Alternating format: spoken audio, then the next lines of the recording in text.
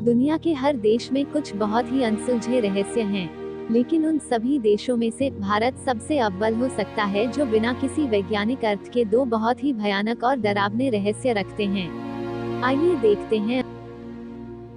यह भारत के बेंगलोर शहर के बहुत पास है।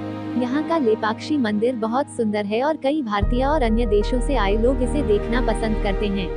यदि इस मंदिर के बारे में वास्तव में आश्चर्यजनक बात है और यह इसके स्तंभों में से एक है, तो इस मंदिर के सबसे प्रसिद्ध स्तंभ को हमारा कासा स्तूप कहा जाता है। इसका मतलब है तैरता हुआ स्तंभ, और ऐसा इसलिए है क्योंकि यह स्तंभ मध्य हवा में निलंबित है। आप स्तंभ के नीचे एक कपड़ा या अन्य वस्तुओं को पास कर सकते हैं, लेकिन किसी को भी नहीं पता कि यह स्तंभ मध्य हवा में कैसे तैरता हुआ प्रतीत होता है। जब अंग्रेज भारत की सत्ता में थे तो वे इस स्तंभ पर मोहित थे। किसी को समझ नहीं आया कि यह हवा में लटकी हुई कैसे लग रही थी। आज यह एक बहुत लोकप्रिय पर्यटक आकर्षण है। लोग वैज्ञानिक रूप से तैर रहे हैं यह दिखाने के लिए स्तंभ के नीचे हाथ रखना पसंद करते हैं। यह खंभे के वजन के कारण भी संभव नहीं होना चाहिए जब तक कि यह वास्तव में जमीन को छू नहीं रहा हो। इसे मंदिर को नीचे खींचना चाहिए, लेकिन किसी कारण से यह जमीन तक नहीं पहुंच पाता है। यह बुरा वास्तुशिल्प नहीं है, क्योंकि इस मंदिर का हर दूसरा हिस्सा परिपूर्ण है और आप पत्थर के काम से देख सकते हैं कि जमीन ने कभी इसे नहीं छुआ। यह उस जमीन की तरह नहीं है जिसे केवल नीचे खींचा गया है या बाहर निकाला गया है, क्योंकि उस जगह पर मंदिर का बिना स्तंभ टिके रहना असंभव है। यह एक भारतीय रहस्य है जिसे कभी हल नहीं किया जा सकता है। भारत के सबसे बड़े अनसुलझे रहस्यों की सूची में हमारे पास एक यूएफओ बेस है। क्या आपने कभी कोनकाला दर्रा के बारे में सुना है? यह पूरी दुनिया में कम से कम सुलभ क्षेत्रों में से एक है। भारत में यहाँ एलियंस रहते हैं, आते जाते रहते हैं। कई रहस्यमय यान सैटेलाइट में तस्वीरें भी कैद की थी। यह भारत और चीन की सीमा के बीच हिमालय के पहाड़ों पर स्थित है। खैर, क्योंकि यह ऐसी नो मैन्स लैंड है, बहुत से लोग कहते हैं कि यूएफओ ने इसे अपना भूमिगत आधार बनाने के लिए चुना है। कथित तौर पर कांगो दर्रे में यूएफओ का एक विशाल भूमिगत निर्माण है। ऑनलाइन खोज से इन क्षेत्रों के आसपास कई यूएफओ देखे जा सकते हैं। इस कारण से क्योंकि दुनिया की पपड़ी क्रस्ट का यह हिस्सा अन्य स्थानों की तुलना में 2 गुना है। कुछ का कहना है कि यूएफओ के बेस दुनिया की टेक्टोनिक प्लेटों में गहरे भूमिगत हैं। 2004 में एक यूएफओ देखे जाने की जांच भूवैज्ञानिकों की एक टीम द्वारा की गई थी, जो वे फिल्म पर कब्जा करने में सक्षम थे। एक पर्वत के किनारे के आसपास खड़े एक रोबोट जैसी आकृति और फिर ऊपर की तरफ गायब हो जाना। यह पुष्टि की गई है। इस फुटेज को फेक नहीं किया गया है, लेकिन किसी को यकीन नहीं है कि यह क्या है। यह बस सेना परीक्षण है। ऐसा इसलिए है क्योंकि कई लोग कहते हैं कि चीन और भारत अपने सैन्य अभियानों का परीक्षण करने के लिए इन दूरदराज के क्षेत्रों का उपयोग करते हैं। हर देश में भूतों की कहानियों का अपना उचित हिस्सा है और भारत इसके लिए कोई अपवाद नहीं है। बाबा हरभजन सिंह के भूत की कहानी। हरभजन सिंह एक भारतीय सैनिक थे जिनका 1962 में निधन हो गया था। यह चीन भारत लड़ाई के दौरान हुआ था। वह वास्तव में एक ग्लेशियर पर निधन हो गया। उसके भूत की किंवदंती इस तरह से चली गई कि उसने स्पष्ट रूप से खोज पार्टी को पानी में अपने शरीर के लिए नेतृत्व किया। फिर एक सपने के माध्यम से उसने अपने एक सहयोगी को उसके बाद एक मंदिर बनाने और बनाए रखने का निर्देश दिया। यह मंदिर समाधि पहाड़ियों में बनाया गया था और तब से इस मंदिर के चारों ओर उसका भूत देखा गया है। रात में उसके जूते मंदिर के पास छोड़ दिए जाते हैं और हर रात को साफ किया जाता है, लेकिन हर सुबह वे उखड़ जाते हैं और मैले हो जाते हैं। लोगों का कहना है कि यह भूत सिपाही गश्त करता रहता है। चंद्रगढ़ा झील भारत के सबसे बड़े क्षेत्रों में से एक है। यह एक बहुत ही सुंदर ग्रीन लेक है, लेकिन इसके आसपास एक बड़ा रहस्य है। यह पूरे वर्ष पूरे 24/7 रहती है।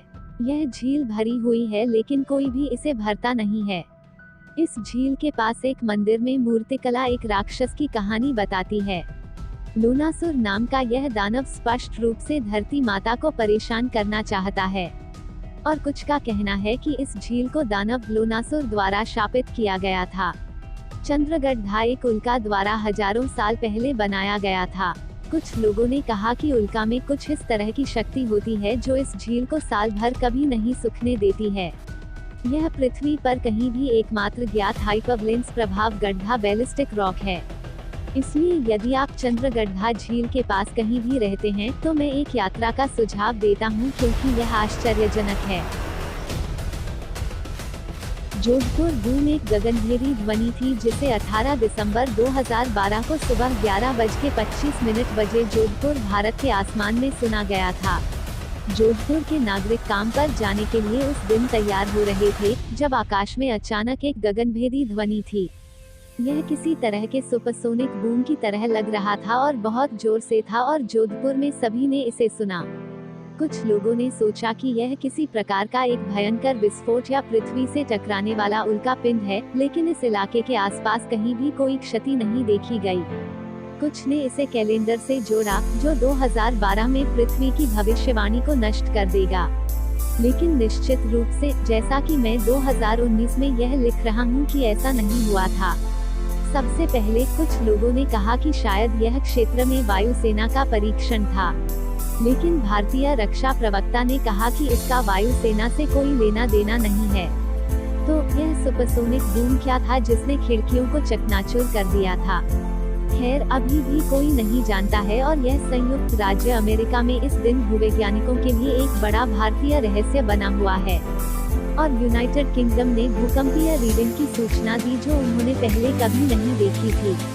कुछ लोग कहते हैं कि इसका जोधपुर की तेजी से जुड़ाव होना चाहिए, लेकिन किसी को यकीन नहीं है कि यह सिर्फ एक अविश्वसनीय रूप से आकाश में सुनाई देने वाला शोर है, लेकिन इसके बारे में कुछ भी ज्ञात नहीं है। कुछ लोग कहते हैं कि यह मनुष्यों के साथ संपर्क बनाने की कोशिश कर रहे एलियंस हो सकते थे, लेकिन वे असफल रहे। नीचे एक टिप्पणी छोड़ दो और मुझे बताएं कि आपको क्या लगता है कि उस सुबह जोधपुर में क्या हुआ था।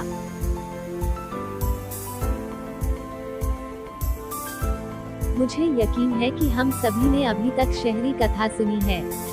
खैर, हर साल भारत में घिनौने स्नोमैन उर्फ यति को देखने के लिए लोगों की कई रिपोर्ट मिलती है। ये यति अक्सर भारत में हिमालय में उल्लिखित हैं। हिमालय एक विशाल बर्फीली पर्वत श्रृंखला है और यति में अक्सर सफेद फर होता है, जिसका अर्थ है कि वे छिप सकते हैं। यति को एक प्रकार के प्रागैतिहासिक भालू के रूप में वर्णित किया गया है, और कई संदेहियों का कहना है कि जो लोग सोचते हैं कि वे यति देखते हैं, वे वास्तव में सिर्फ भालू देख रहे हैं। हालांकि हिमालय के कई मूल निवासी और वहां रहने वाले लोग कहते हैं कि वे अभी भी बहुत बार देखते हैं। एक गवाह ने कहा कि यह लगभग 6 फीट लंबा था और इसका वजन लगभग 400 पाउंड था। उनके बाल हल्के भूरे और बहुत झबरा है, और उनके चेहरे के चारों ओर का इलाका बाल रहित है। अभी भी मनुष्यों को दूर ले जाने वाले बहुत प्रसिद्ध किंवदंतियां हैं, और फिर उन्हें फिर कभी नहीं देखा जा सकता है। उदाहरण के लिए, एक शेरपा लड़की जाहिर तौर पर एक यति द्वारा ले जाई गई थी और उसके परिवार ने उसे फिर कभी नहीं देखा था। लेकिन क्या आपको लगता है कि ये लोग यति को देखने का दावा कर रहे हैं, वे सिर्फ भालू को देख रहे हैं, या वे इसे बना रहे हैं?